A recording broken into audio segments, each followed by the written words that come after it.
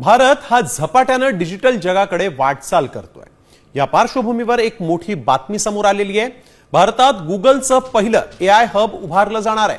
American तंत्रज्ञान क्षेत्रातील दिग्गज कंपनी गुगल तब्बल 15 अब्ज अमेरिकी डॉलर्स रुपयांची गुंतवणूक भारतात करणार आहे।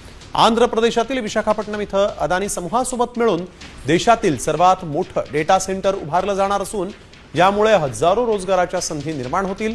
एआय फॉर ऑल या मिशन अंतर्गत हे हब उभारण्यात येणार आहे। हे एआय केंद्र अमेरिकेच्या बाहेरचं सर्वात मोठं गुगल केंद्र असणार आहे।